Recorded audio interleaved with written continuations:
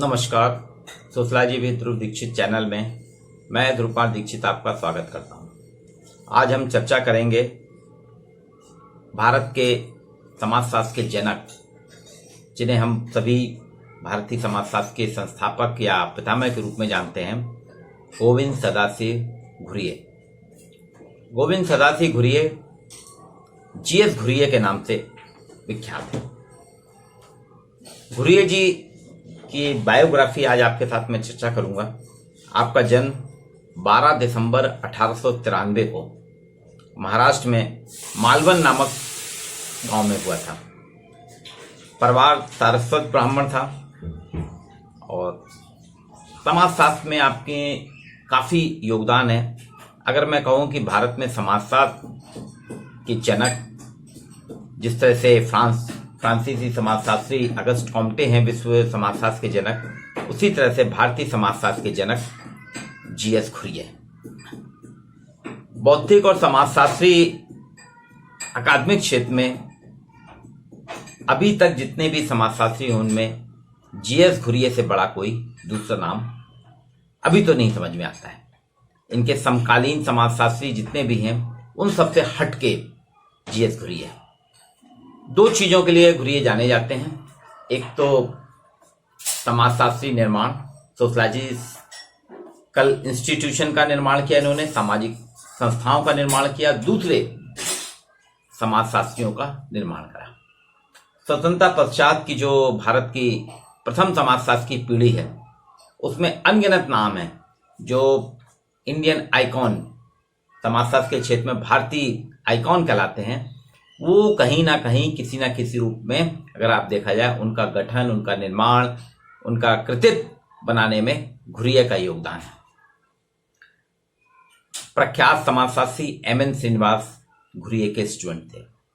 इसी कड़ी में आप KM Kapadia, AS Rao, Iravati Karve, KT Merchant, Suma Chitnis, Victor D'Souza, IP Desai, AR Desai, एक बोवेगामा, केसी वंचंदीकर, एमएल शर्मा, डीबी उन्नीवाल, उत्तम राव, एलन चापेकर, ये सारे एमएस गोरे, एक लंबी लिस्ट है जिनको कि हम सभी समाजशास्त्र में जिनकी परिभाषाएं, समाजशास्त्री योगदान के बारे में पढ़ते हैं। ये सब एक ही इंस्टीट्यूशन से निकले हैं, एक ही सोशलॉजिस्ट की देन है, वो है जीएस घुरिये।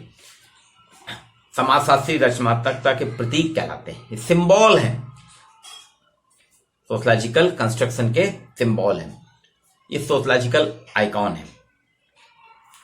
इनके बारे में इन्हीं के छात्र एमएन श्रीनिवास ने एक बार कहा था, आप भारतीय समाजशास्त्र के निर्माता हैं, संस्थापक हैं, अग्रणी हैं।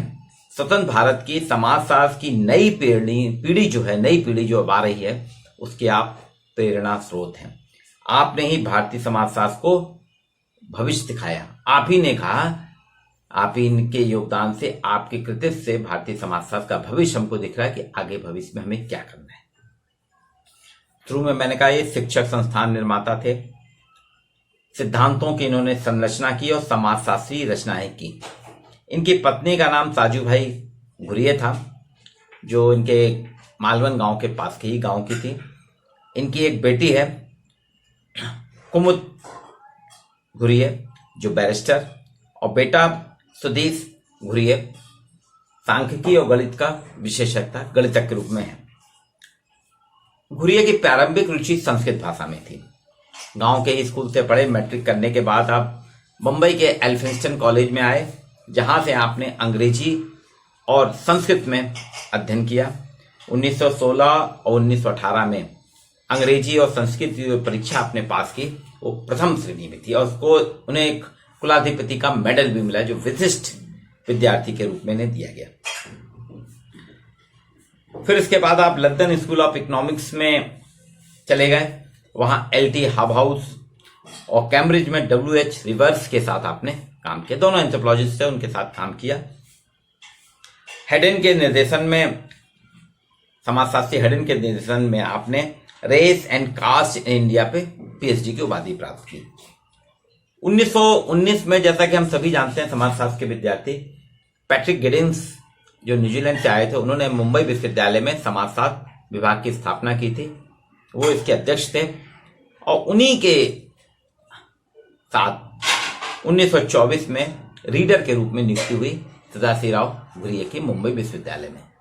वास्तव में मुंबई विश्वविद्यालय में जो समाजशास्त्र विभाग है उसका पूरा निर्माण, उसका पूरा कृतित्व, उसको स्थापित करने में घुरिये का अमूल्य योगदान है।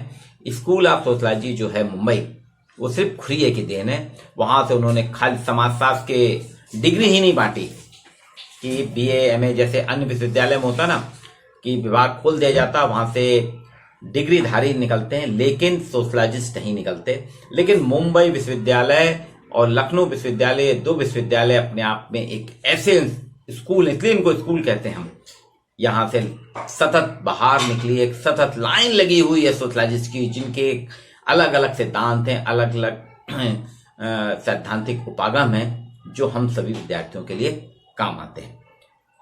और 1924 में आप रीडर बने थे, यहाँ पे नियुक्ति हुई थी। 1934 में विभाग के प्रोफेसर बने और 1959 में आपको यहाँ से सेवानिवृत्ति हुई। 1959 में सेवानिवृत्ति के बाद आप 5 साल तक एमरिटस प्रोफेसर के रूप में आपने यहाँ काम किया है। आपके निर्देशन में 71 विद्यार्थियों को पीएचडी की उपाधि प्राप्त हुई है, जो अपने आप में एक रिकॉर्ड है। 71 विद्यार्थी की पीएचडी उपाधि। 39 समाजशास्त्री पुस्तकें लिखी हैं जो कहीं ना कहीं किसी न किसी सिद्धांत को प्रेरित करती हैं। 1952 में आपने अखिल भारतीय समाजशास्त्र परिषद की स्थापना की, जो समाजशास्त्र की आज एक अग्रणी संस्था है 1952 में। और इसी का सोशलॉजिकल बुलेटिन निकालना शुरू किया था, जो भारत का एकमात्र सोशलॉजिकल बुलेटिन है। 1934 से 1948 तक आप रॉयल एशियाटिक सोसाइटी के अध्यक्ष रहे। आपके अलग अलग लेख हैं, आपके बारे में अलग लोग विद्वानों ने लिखा है। तो विभिन्न किताबों से, विभिन्न पुस्तकों से जितना मुझे जीएस घुरिये के बारे में जानकारी प्राप्त हुई, उसको मैं यहाँ एक बायोग्राफी के रूप में प्रस्तुत कर रहा हूँ। इसमें एक भारतीय समाजशास्त्री चिंतक जो है किताब रावत पब्लिकेशन की है, बीके नागला सर की, उन्होंने काफी कुछ घुरिये के बारे में अपने इसमें लेख में लिखा है। उससे और एनसीईआरटी की किताबों से, इन सभी से मैंने समाहित करके ये वीडियो में प्रस्तुत किया।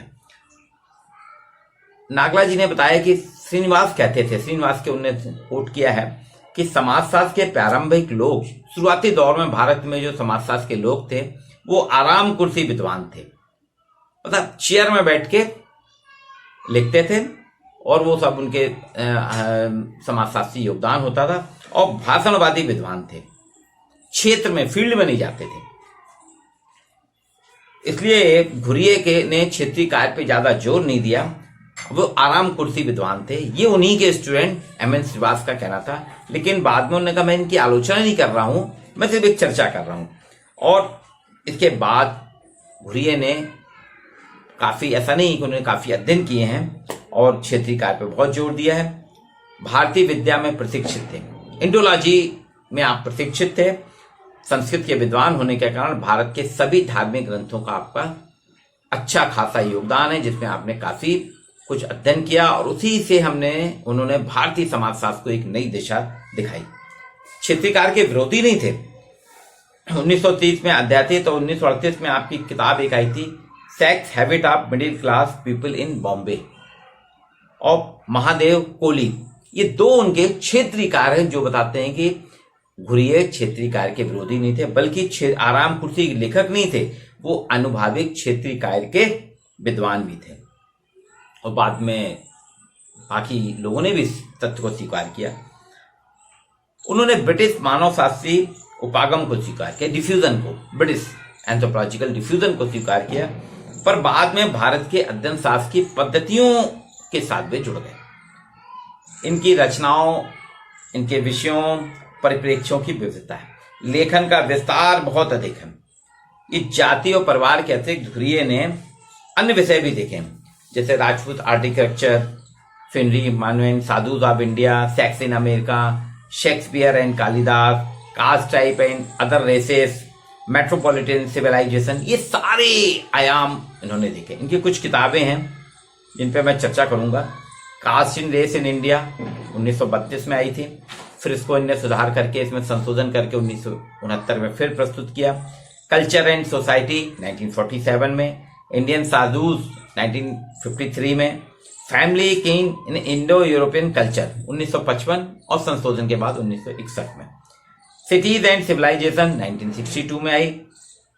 God and man 1962, Indian costume 1966 में, I and other exploration 1973, Indian acculturation 1977, Vedic India 1979, bringing cauldron of north east India 1980। ये कुछ खास किताबें हैं। इसके हिसाब से अगर हम देखें घुरिये की जो किताबें हैं या घुरिये का जो कार्य है उसको हम कुछ क्लासिफिकेशन कर सकते हैं। जैसे उन्होंने जाति के बारे में अध्ययन किया, आदिवासी समाज का अध्ययन किया, नातेदारी, परिवार और विवाह, संस्कृति, सभ्यता, नगरों की ऐतिहासिक भूमिका पे अध्ययन किया, धर्म को भी उन्होंने हाईलाइट किया है। घुरिये का जो जाति व्यवस्था का अध्ययन है वास्तव में ऐतिहासिक, तुलनात्मक और समन्वयात्मक परिप्रेक्ष्य में किया। 3 डायमेंशन है, ऐतिहासिक है, तुलनात्मक है और समन्वयात्मक परिप्रेक्ष्य में किया है।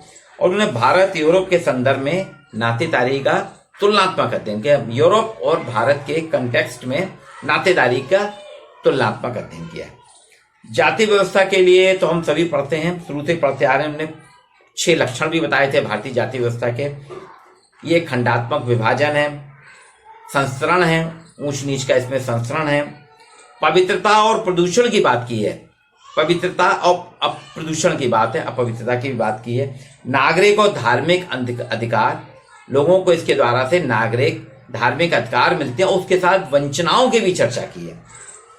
व्यवसाय चयन में साफ इन्होंने कहा कि जाति व्यवस्था व्यवसाय के चयन में स्वतंत्र नहीं देती है।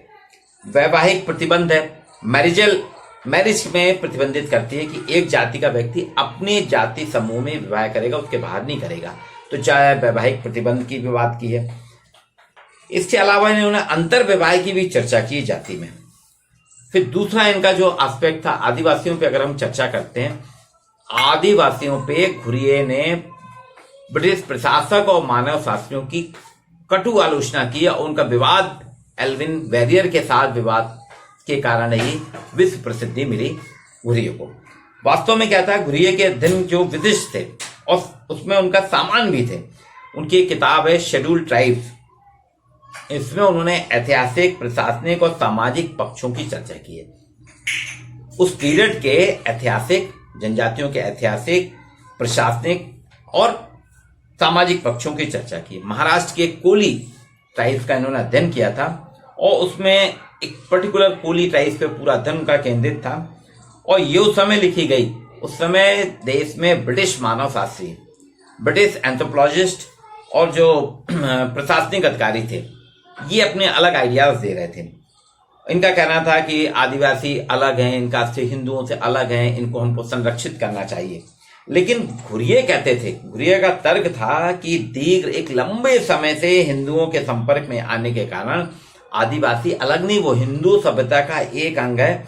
सिर्फ यह है कि वो पिछड़े हैं, उसको उन्होंने पिछड़े हुए हिंदू के नाम से कहा। आदिवासी भी नहीं कहा, उन्हें सबसे पहले घुरिये ने कहा आदिवासी ने इन्हें हमें पिछड़े हुए हिंदू कहना चाहिए। और वो कहते हैं कि आप देखेंगे जैसे हम मध्य प्रदेश में देखते हैं गौड़ भील, ये सब हिंदू हैं, इनके रीति रिवाज त्योहार सब कुछ हिंदुओं से मिलते जुलते हैं, इसलिए उन्हें पिछड़े हुए हिंदू कहा था। और इसी उनके इस वक्तव्य के कारण उस समय के प्रख्यात मानव शास्त्री वेरियर एल्विन, जो हमारे मध्य प्रदेश से जुड़े हुए हैं, यहाँ बैगा चक में उन्होंने लंबा समय बिताया था डिंडोरी में और अध्ययन किया। उनकी द बैगा किताब फेमस है, उससे उनका विवाद हुआ था घुरिये का। एल्विन ने अपनी पुस्तक लॉज ऑफ नर्व में कहा था कि हमें आदिवासियों को छेड़ना नहीं चाहिए, उन्हें एकाकी आइसोलेशन में रहने दें। और घुरिये ने उसका विरोध करके कहा, वेरियर एल्विन कहा कि नहीं, एल्विन गलत कह रहे हैं, हिंदू जातियों को सामात्मीकरण का एक मंच देना चाहिए। बोले हिंदू जातियों के साथ इनको सात्मीकरण कर देना चाहिए, इनका एसिमिलेशन करना चाहिए। उनका विश्वास था कि हिंदू और आदिवासी समाज में आपस में समन्वय है, अलग नहीं है, इसलिए उन्हें इसको पिछड़े हुए हिंदू के रूप में चिन्हित किया। ग्रामीण नगरी संस्कृतिकरण की बात की उन्होंने कि गांव नगर का कैसे विकास हो रहा है। आज भारत के कई नगर आगे बढ़ते जा रहे हैं, लेकिन उनमें नगरों के समय सोचिए आप, आजादी के पहले नगरों के विकास के लिए उन्होंने चिंता व्यक्त की थी। आज 2020 में हम उसको हूबहू देख रहे हैं। उनका कहना था पेयजल का पर्याप्त वितरण होना चाहिए, हमें मानवीय बसाहट, जो बसाहट है वो भीड़ आ रही है शहरों में, उसको हमें रोकना होगा, क्योंकि अगर हमने शहरों में आने वाली भीड़ को नहीं रखा तो यहाँ पे बसाहट मुश्किल हो जाएगी। आज हम देख रहे हैं हर शहर गंदी बस्ती का एक केंद्र बन गए हैं। यातायात को सुचारू रूप से करें, यातायात सब जगह हर शहर में, चाहे जबलपुर हो, चाहे कानपुर हो, या आगरा हो, दिल्ली हो, मुंबई हो, सागर हो, आज ट्रैफिक की सब जगह हर शहर में समस्या है। सार्वजनिक यातायात का सुचारू रूप से संचालन, नगरों में रेल यातायात का विकास हो, पेड़ों का विनाश रोका जाए। सोचिए 1940-45 में आपने पेड़ों के पर्यावरण संरक्षण की बात की थी और हम वो कर नहीं रहे। प्रदूषण का हल, नए पेड़ लगाना। आज हम जितने पेड़ लगाते हैं उससे ज्यादा काट देते हैं। फुटपाथ पर सोने वालों का बचाव, आज हर शहर में फुटपाथ पे सोने वाले हैं। घुरिये ने आज से 70 साल पहले इस चीज को कहा था, 70 साल से भी पहले, लेकिन हमने कोई योजना नहीं बनाई। तो देखिए फुटपाथ पे आज भी जनता सो रही है। संस्कृति और सप्ताह की बात उन्होंने एक लेख लिखा था, डिस्पोजल ऑफ ह्यूमन प्लेसेंटा। इसमें उन्होंने मानव शरीर के कुछ अंगों के तिरस्कृत करने की प्रकृति का विश्लेषण किया है। कई लोग कहते हैं नाखून नहीं काटना चाहिए, बाल नहीं काटना चाहिए, इसका उन्होंने अलग अलग सैद्धांतिक विश्लेषण किया। घुरिये कहते थे समाज को समझने के लिए हमें उसकी संस्कृति को समझना पड़ेगा। मूल संस्कृति है, अगर आपने संस्कृति को समझ लिया तो आप उस समाज को समझ सकते हैं। फिर इनका एक काम था धर्म का समाज था, sociology of religion. Sociology of religion एक ऐसा विषय है जो समाजशास्त्रियों का सबसे प्रिय विषय है। मैक्स वेबर ने भी धर्म की 6 धर्मों का, विश्व के 6 धर्मों का उन्हें अध्ययन किया है। एमएल दुर्खीम ने भी धर्म की पवित्र अपवित्र की धारणा किया। समाजशास्त्र में धर्म एक प्रमुख विषय रहा।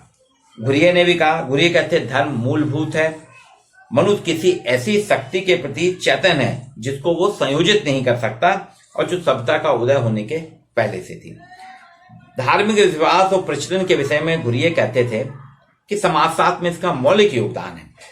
उन्होंने कहा घुरिये ईश्वर के संबंध में हिंदू चिंतन की उन्होंने चर्चा की है। मैंने कहा संस्कृत के विद्वान थे, सारे धर्म ग्रंथ उन्होंने पढ़े थे और गॉड एंड मैन नाम की एक किताब भी लिखी जिसमें भारतीय हिंदू धर्म चिंतन का काफी कुछ इन्होंने बहुत अच्छे से बेबाकी विश्लेषण किया है। इंडियन साधु एक किताब है इनकी जो 1953 और 64 में आई, जिसमें भारत के विभिन्न मठों में शंकराचार्य से लेकर अलग अलग मठ हैं जो धार्मिक केंद्र है, उसका वर्णन किया है। साधुओं की बायोग्राफी इन्होंने प्रस्तुत की। राष्ट्रीय एकता और समन्वयता की भी बात करते हैं। बोले भारत की तात्कालीन और वर्तमान परिस्थितियां जो हैं इसमें उनकी रुचि थी और कहा कि यहाँ भारतीय एकता और पारस्परिक समन्वयता पे हमें जोर देना होगा। तो राष्ट्रीय एकता के प्रोधा थे ये, ठीक है। उनका विशेष रुचि उनकी संस्कृति के अध्ययन में थी। उनका विश्वास था कि भारत में जो सांस्कृतिक एकता है वो राष्ट्रीय एकता को स्थापित कर रही है और इसीलिए उन्होंने संस्कृति विसरण की प्रक्रिया माना उसको। घुरिये के बारे में कहा जाता है, घुरिये का जब अध्ययन अध्यापन का था उस समय भारत में एक दौर चल रहा था समाजशास्त्र जो घिरा हुआ था परंपरा और आधुनिकता के बीच में। कुछ लोग आधुनिकता के पक्षधर थे, कुछ परंपरा, लेकिन घुरिये कह रहे थे परंपराओं के साथ हमें आधुनिकता को स्वीकार करना होगा। बोले भारतीय समाज में परंपरा की भूमिका पर काफी हुई, आधुनिकता भी काम करा आपने, लेकिन परंपराओं का भी अध्ययन किया।